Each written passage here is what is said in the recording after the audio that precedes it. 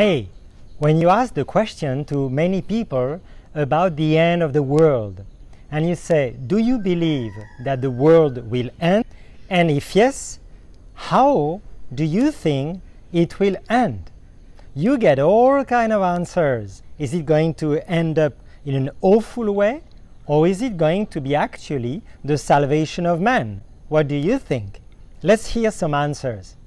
Do you believe in the end of the world? So I believe it shouldn't happen, but if it happens, I think Son of Man will come to save all those who believed in him. He comes in the clouds, but is he going to sit on a cloud, or is it a figurative way of speaking? I think it's a figurative way of speaking. And when he said the stars will fall from the skies and the moon will not give its light, how do you understand I don't take it literally, but then metaphorically, because he's the Son of God, he is the supreme power. So before him, nothing else stands. So that's how I take it. Are you afraid, or are you happy about thinking of that? I'm a little afraid, but then I'm more happier, I think, because there'll be eternal life with him. Hey, what do you think about the end of the world? Is it true, and how is it going to happen if it's true? I believe in end of the world, and I'm eagerly waiting for that. And all I believe is that I picturize Jesus coming with angels and saving us.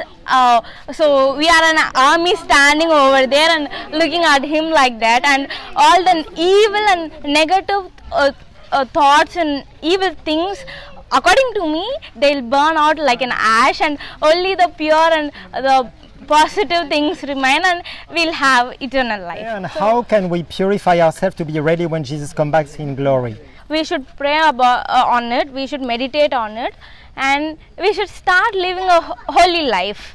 Yeah, Super. Start living a life in the path that Jesus showed us, so that we'll have the wonderful eternal life. Super! Thank you. So let's now receive from Jesus himself what he said about the signs of the end of the world, because he affirms there will be an end to this world.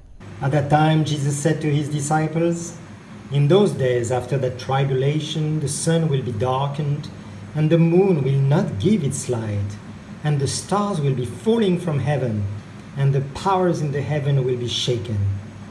Then they will see the Son of Man coming in clouds with great power and glory." So, what are you thinking of reading those lines from Jesus? Actually, I used to see the stars in the night, and sometimes I'd see the stars, it would seem like it's falling, and sometimes I'd ask God, "Jesus, is this you coming back? I want to see you." And sometimes when I hear loud trumpet sounds, I'd ask God, "Is this you? Are you coming back?" But how to prepare if there is an end? What does he expect from us, and what would be the signs of the time just before Jesus, as he said, appeared in his glory, as we can see in other passages like in the book of Revelation? And let's prepare first of all to receive Jesus in our own heart. It's our Catholic faith that we are going to see one day Jesus coming back in glory. The book of Revelation chapter 1 speaks about it. Chapter 24 in St. Matthew speaks about it, and the signs of the last time.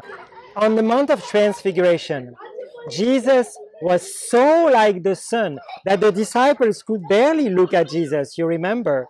But that glory on the Mount of Transfiguration is nothing compared to the glory with which Jesus is going to illuminate the whole world, and not just his own body. And actually the miracle is not that Jesus let the glory shine that way on the Mount of Transfiguration, but the miracle to me is that for 33 years he retained that glory from shining forth on his body, through his body. That's maybe the miracle. So let's prepare. God bless you all.